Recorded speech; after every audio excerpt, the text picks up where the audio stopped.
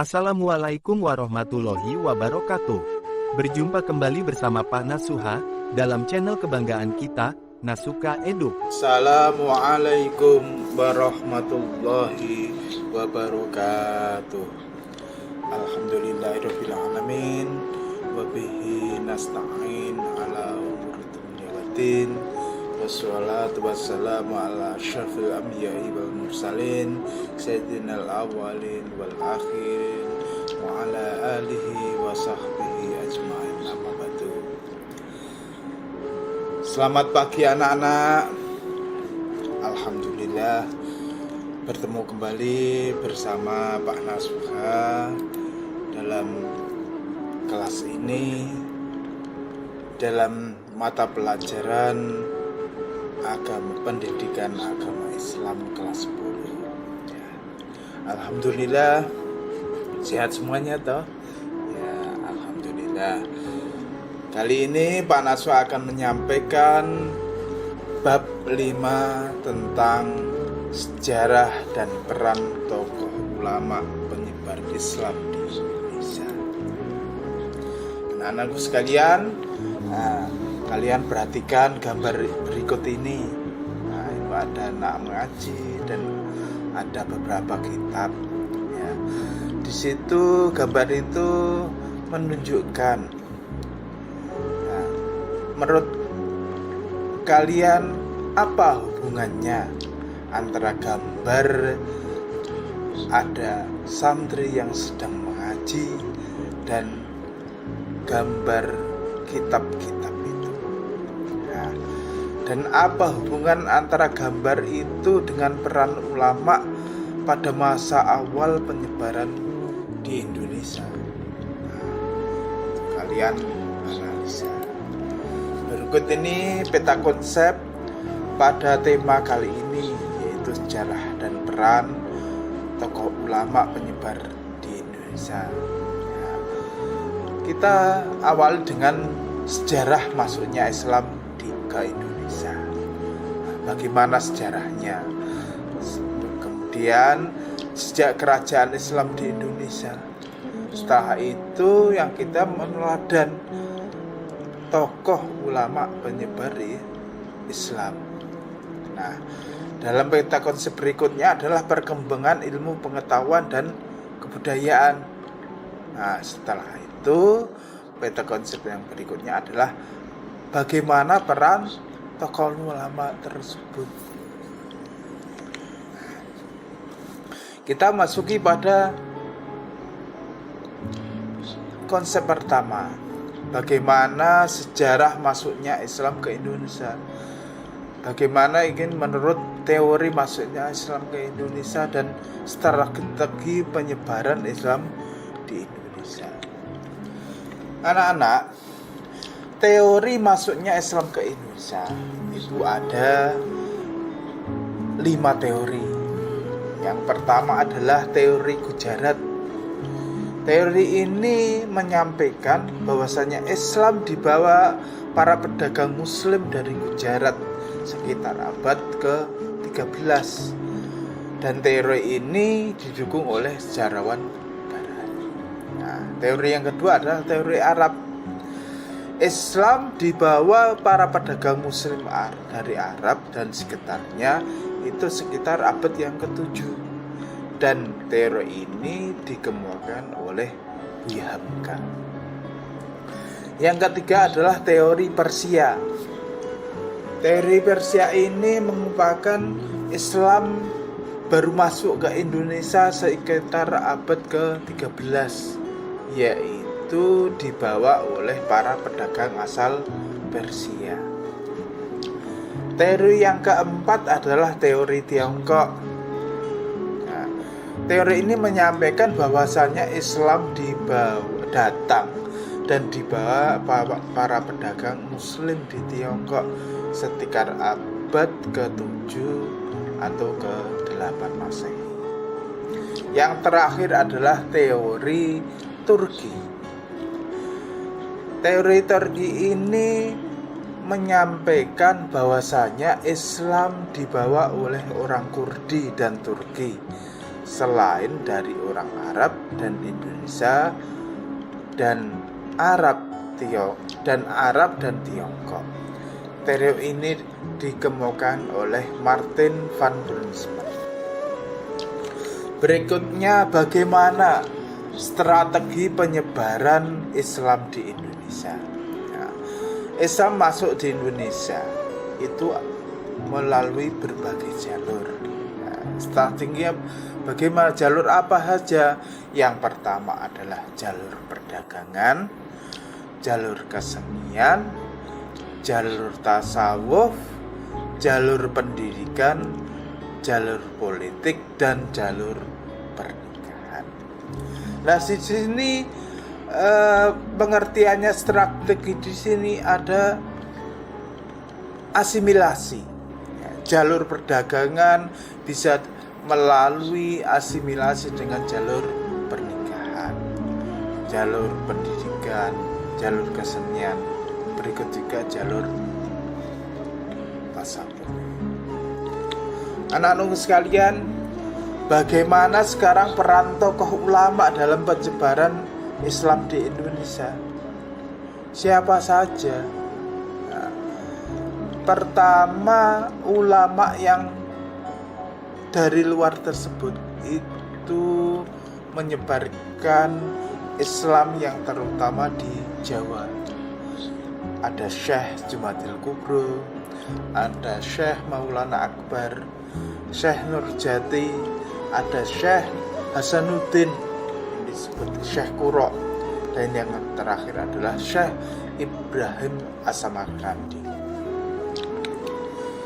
Peran tokoh ulama dalam menyebarkan Islam di Indonesia, yang pertama adalah Syekh Jumadil Kubro. Beliau ini adalah dikenal sebagai guru para wali songo. Beliau adalah seorang ulama, mubaligh, dan saudagar terkenal. Dakwahnya terbagi ke dalam dua periode. Yang pertama adalah secara sembunyi-sembunyi dengan cara berdagang di lingkungan Majapahit, tetapi ini tidak berhasil. Strategi dakwah kedua, beliau mendekati para bangsawan dan penguasa untuk mengenalkan agama Islam.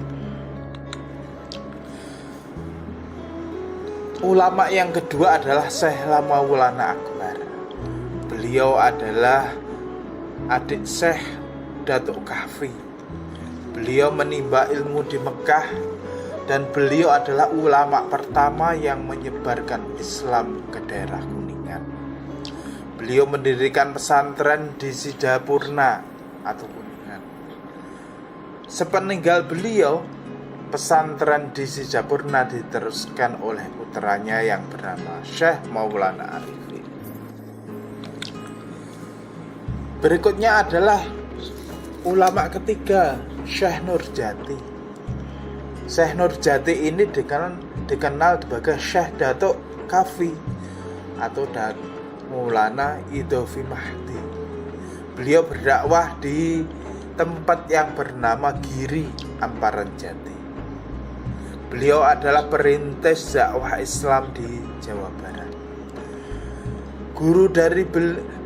Beliau adalah guru dari putra-putri Raja Pajajaran, Pangeran Walangsungsang dan istrinya, dan adiknya yaitu Nyi Mas Ratu Rara Santang.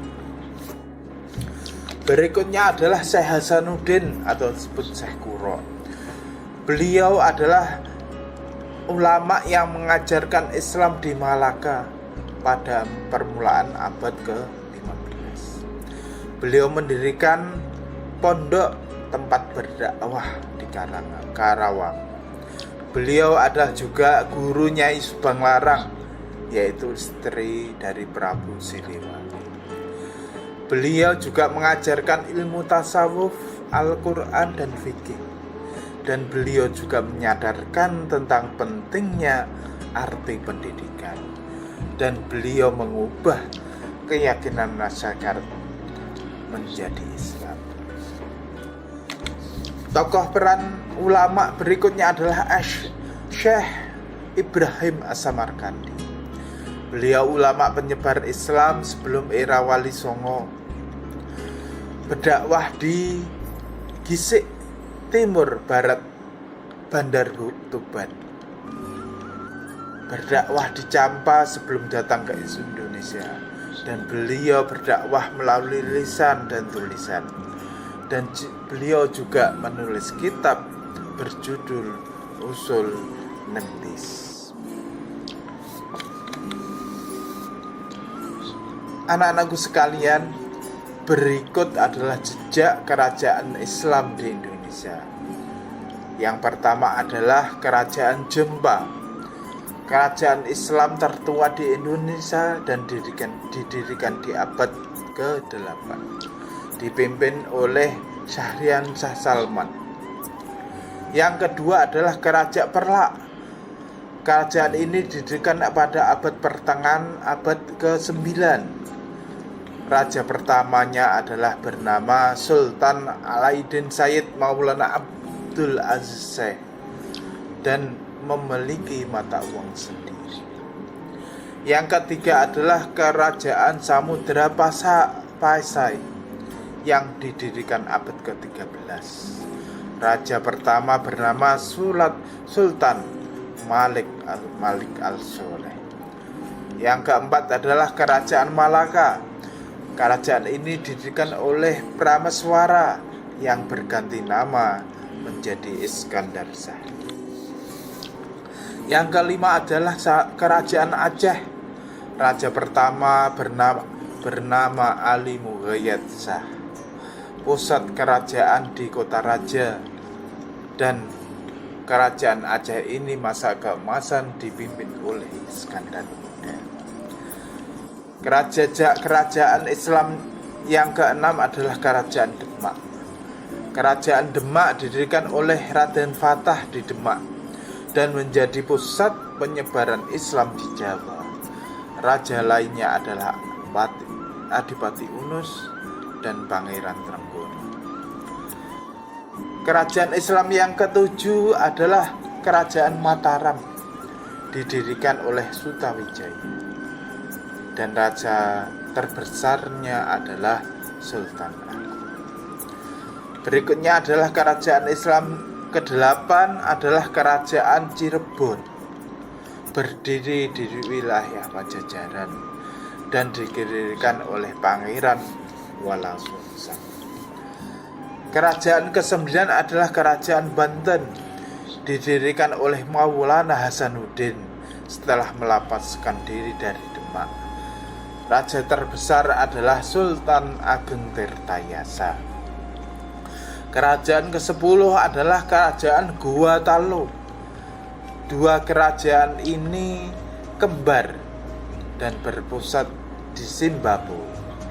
Raja pertama adalah Sultan Alauddin Awalul Islam dan raja terbesar kerajaan Gua Talo adalah Sultan Hasanuddin. Yang berikutnya adalah Kerajaan Ternate Tidore. Rajanya bergelar Kulanu. Setelah masuk Islam bergelar Sultan. Raja yang terkenal adalah Sultan Khairun dan Sultan Ba'abullah. Anak-anak sekalian, perkembangan ilmu pengetahuan dan kebudayaan Islam di Indonesia. Yang pertama adalah pesantren. Pesantren merupakan lembaga pendidikan yang menjadi tempat para santri untuk menimba ilmu, baik ilmu agama, ilmu bela diri, maupun pengetahuan umum. Berikutnya adalah berdiriannya masjid dengan corak dan budaya setempat merupakan salah satu bentuk perkembangan Islam di bidang arsitektur. Yang kebudayaan yang ketiga adalah masuknya agama Islam ke Indonesia, diikuti dengan berkembangnya seni tulisan dalam huruf Arab yang ini disebut kaligrafi. Berikutnya adalah perkembangan dalam bidang seni sastra. dapat dilihat dari peninggalan berupa suluk, syair, dan hikayat. Kemudian adalah masalah masuknya Islam, mulai dikenal dengan penanggalan Hijriah yang dirintis oleh Sultan Agung. Peninggalan berikutnya adalah salah satu peninggalan berupa perayaan adalah tradisi gerebek, merupakan tradisi yang biasanya dilakukan di setiap peringatan hari bersama Islam. Anak-anak sekalian, berikut bagaimana meneladani tokoh ulama penyebar Indonesia. Kita selayaknya memberikan suri teladan mencontoh beliau. Yang pertama adalah hidup sederhana dalam kehidupan sehari-hari. Yang kedua adalah selalu giat untuk menuntut ilmu. Yang ketiga adalah bersemangat menuntut ilmu kepada guru yang berbeda dengan spesialisasi ilmu yang berbeda. Yang keempat adalah mengamalkan ilmu yang telah diperoleh. Anak sekalian, demikianlah materi Pak Nasrul sampaikan dengan tema sejarah dan peran tokoh ulama penyebar Indonesia. Kurang lebihnya mohon maaf, semoga bermanfaat. Wassalamualaikum warahmatullahi wabarakatuh.